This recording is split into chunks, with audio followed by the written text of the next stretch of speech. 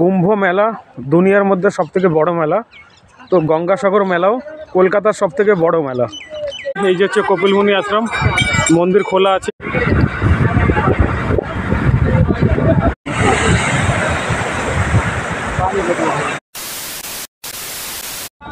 Good morning guys, আজকে day 3।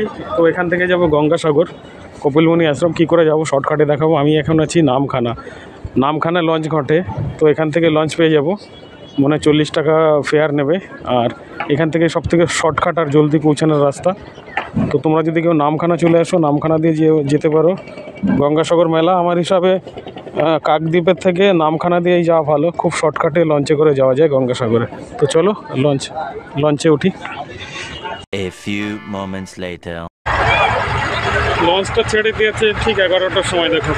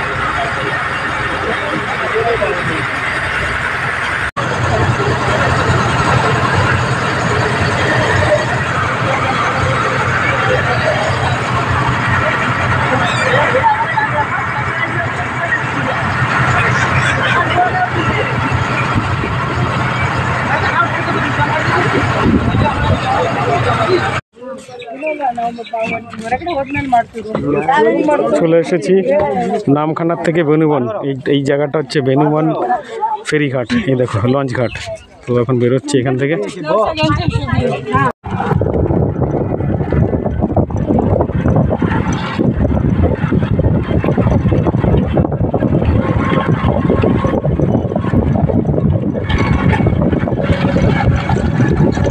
তো এই যে সামনে অটোটা ছেড়ে দিয়েছে, এখানে অটো স্ট্যান্ড মানে টোটো স্ট্যান্ড। ই রিক্সা এখানে নামিয়ে দিল।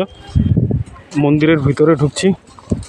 এই যে সামনেই মন্দির, এইদিকে গিয়ে কপিলমুনি আশ্রম, মানে এই যে আশ্রমটা দেখতেই পাচ্ছ। আর গঙ্গাসাগর মেলাটা হয়ে গিয়েছে, জায়গাটা দেখো। এই যে বাস টাস লাগিয়ে যত টেন্ট তাঁবু ছিল সব এখন খুলছে। 13 আর 14 তারিখে মেইন মন্দির ছিল, মানে মেইন পুজো ছিল। এই যে কপিলমুনি আশ্রম, 3টে আশ্রম দেখো। আর এই পাশেই কিন্তু এই যে জায়গাটা দেখছো, এইটাই হবে থাকার জন্য। এখানে আশ্রম টাইপের, এটাই রুম হবে। এই দেখো এই যে সব রুম বানানো আছে এখানে। এখানে কিন্তু থাকার জন্য ফ্রি, কোনো চার্জ দিতে হয় না। যদি তোমরা খুশি হয়ে কিছু দানপত্রতে দান করতে চাও, যত টাকা পারো। আর আমাকে অ্যাকচুয়ালি রুম এখানে দেয়নি, কেন কি আমি সিঙ্গেল আছি তার জন্য। তো বললো বাইরে গিয়ে আর একটা এরকম আশ্রম টাইপের আছে, সেখানে গিয়ে কথা বলুন, হয়তো ওখানে আপনি পেয়ে যাবেন। তো সেইটাই, রুমটা পেলাম না, এখানে পেলে ভালো হতো। দেখো কত সুন্দর জায়গা। ওই যে সামনে মন্দির, কপিলমুনি আশ্রম। চলো দেখি। তো গাইজ এখানে রুম তো পাইনি, কিন্তু একটা ডরমেটারি রুম বলতে পারো। এই যে পথসাথী, এই ভিতরেই দেখো। মানে এখানে হচ্ছে আমি একটা রুম পাইনি, সিঙ্গেল পার্সন এসেছি দেখে। তো আমাকে একটা হল ঘর দিয়েছে, ছোট একটা হল ঘর, সেখানেই বেড পেয়েছি। তো এখন যাচ্ছি আমি একটা গামছা নিয়ে, চেষ্টা করছি এবার গঙ্গাসাগরে গিয়ে ডুবকি লাগাই। কেন কি হাতে আমার মোবাইল আছে, ঘড়ি আছে, এইগুলোটা আমি ওখানে রাখতে সেফটি মনে হচ্ছে না। তো এইগুলো নিয়ে যাই। এবার আমি ঠাকুরের আশীর্বাদ থাকলে ডুবকি লাগা আসতে পারবো। দেখি কি ব্যবস্থা করি ওখানে গিয়ে।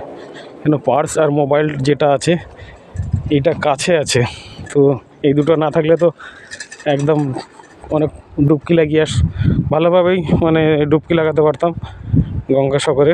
এবার যাচ্ছি, ঠাকুরের আশীর্বাদ হোক, মায়ের আশীর্বাদ, ভোলে বাবার আশীর্বাদ হোক, আশীর্বাদ থাকলে গিয়ে ডুবকিও লাগিয়ে আসতে পারবো গঙ্গাসাগরে। সামনের দিকে কপিলমুনি আশ্রম, আশ্রমের থেকে সামনেই হচ্ছে সাগর, গঙ্গাসাগর।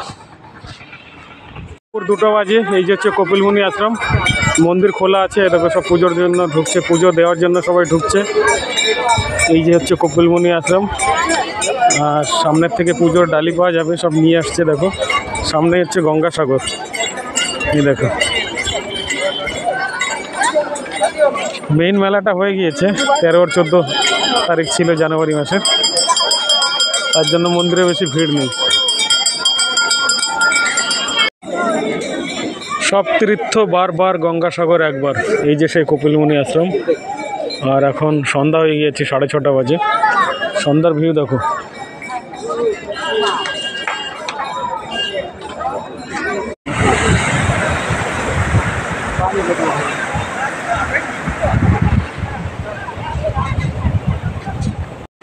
তো গাইস, সমুদ্রে ডুবকি লাগিয়ে দিয়েছি গঙ্গাসাগরে ডুবকি লাগালাম। আর এই যে সাইডে এখানে জামা প্যান্ট রাখার জায়গা আছে, ওই দাদাগুলো বসেছিল, এখানে রেখে ডুবকি লাগিয়ে দিয়েছি বাবার আশীর্বাদে। তো গাইস, তোমরা যদি নামখানা দিয়ে গঙ্গাসাগরে আসো, মানে শিয়ালদার থেকে নামখানা লোকাল ধরে, নামখানার থেকে ফেরি ধরে, তারপরে ফেরি না তোমার লঞ্চ ধরে, তারপরে তোমরা যদি গঙ্গাসাগরে আসো, তো টোটাল যে ফেয়ার পড়বে 125 টাকা।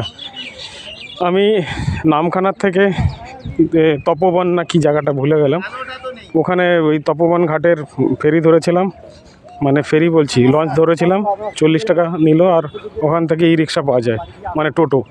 তো টোটো এই মন্দিরের কাছে রুকালো, সেখানে নিল 60 টাকা। তা টোটাল 100 টাকা। আর যদি শিয়ালদার থেকে আসো 25 টাকার টিকিট। তো শিয়ালদার থেকে গঙ্গাসাগর আসতে 125 টাকা খরচা হয়েছে আমার। এই দেখো সামনে বড় বড় যে এই মন্দিরের টাইপের দেখতে পাচ্ছি, এইগুলো সব ডালাঘর, এখান থেকে ডালা কিনে নিতে পারো। আমি একটা ডালা কিনেছি 51 টাকা দিয়ে। 51 টাকা আছে, 101 টাকা আছে, 201 টাকা, যেভাবে পারে সেইভাবে। সামনে মন্দির, তো পুজো দিতে যাচ্ছি। তো পুজো দেওয়া হয়ে গিয়েছে। আর এই দেখো ভোলেনাথ বাবা। আর মন্দিরে দেখো অনেকগুলো এখানে খাওয়ার হোটেল আছে, এই দেখো। তো এখান থেকে খাবার খেয়েছি, মানে এই খাবার খেতে খেতেই প্রায় 5:30 বেজে গিয়েছে। তো এখন একটু ঘুরতে যাচ্ছি, সামনের দিকেই 4 নম্বর ঘাট আছে, মানে ওখানেও তো গঙ্গাসাগর। আর মন্দিরের সামনের থেকে আমি মানে এই স্নান করে এসেছি, তো গঙ্গাসাগর থেকে একটু সামনের দিকে ঘুরে আসি। কুম্ভ মেলা দুনিয়ার মধ্যে সবথেকে বড় মেলা, তো গঙ্গাসাগর মেলাও কলকাতার সবথেকে বড় মেলা। তো এইসব জায়গায় দেখো সব টেন্ট লাগিয়ে একদম মেলার সময় কিন্তু এইসব জায়গায় থাকার জন্য রুম বানিয়েছিল। এই দেখো এইদিকে পুরো। তো মেলা খতম, এখন এগুলো খুলে নিয়ে যাচ্ছে। এই দেখো সামনে যাচ্ছে 4 নম্বর ঘাট সামনের দিকে।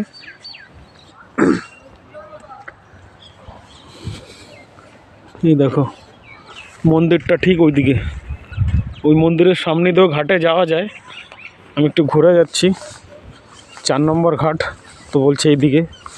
তো চলো, এখানে কিন্তু জলের কিন্তু প্রচণ্ড স্রোত আছে, এখানে সমুদ্রের ঢেউ অনেক জোরে জোরে আসে এখানে পাড়ে কিনারাতে। গুড মর্নিং গাইজ, আমি এই পথযাত্রী হোটেলে ছিলাম, সামনের দিকে হোটেলটা। আমি জাস্ট এখন বেরিয়ে এসেছি, এখন 9:15 বাজে সকাল। তো এই মন্দিরের সামনে যাচ্ছি, কপিলমুনি আশ্রমের কাছাকাছি। এখান থেকে একটু মার্কেটিং করব, মার্কেটিং করে চলে যাব কলকাতা। তো এই রাস্তাটা মন্দিরের দিকে যাচ্ছে, সামনে মন্দির। আর এইদিকে হেঁটে গেলে 10 মিনিটের মতো আগে টি পয়েন্ট আছে, সেখানে বাস স্ট্যান্ড আছে। ওখান থেকে বাস ধরে চলে যাব কুচুবেড়িয়া ঘাট, লঞ্চ ঘাটে। কুচুবেড়িয়া লঞ্চ ঘাট, কুচুবেড়িয়া ওখানে চলে যাব। তো সেখান থেকে ডাইরেক্ট চলে যাব কলকাতা। তো আজকে কলকাতায় থাকবো, কালকেও থাকবো। সামনের দিকে হেঁটে যাচ্ছি, সামনে বাস স্ট্যান্ড আছে, ওখান থেকে বাস নিয়ে যাব কুচুবেড়িয়া ঘাটে। তো চলো, তো এটা হচ্ছে বাস স্ট্যান্ড। এই দেখো একটা বাস দাঁড়িয়ে আছে, এই দেখো এখানে ম্যাজিক স্ট্যান্ড, টোটো স্ট্যান্ড, বাস স্ট্যান্ড এই জায়গাটাই, এখান থেকে বাস নেবো। তো দেখো গাইজ, প্রায় আধা ঘন্টা পরে বাস এসেছে, 40 টাকা কিরায় নেবে। তো এই বাসটা এখন উঠবো, কারণ এখানে একটাই বাস দেখছি, আচ্ছা এর পিছনে আর একটা এসেছে, দেখতে হবে কোন বাসটা আগে ছাড়ে, সেটা গিয়ে উঠবো।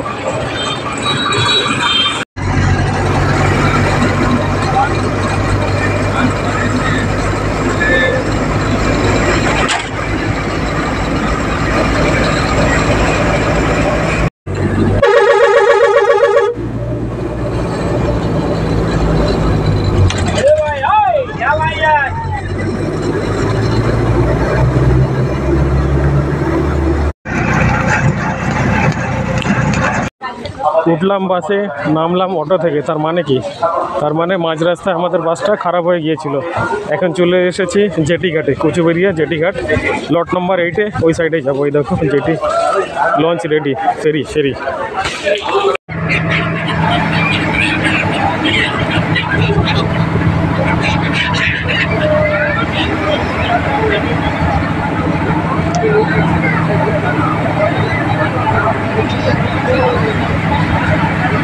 চলে আসলাম আধা ঘন্টার মধ্যে, না 40 মিনিটের মধ্যে, লট 8 নম্বরে। তো এখান থেকে বেরিয়ে অটো নিয়ে, অটো না ই রিক্সা মানে টোটো নিয়ে চলে যাব কাকদ্বীপ রেলওয়ে স্টেশনে।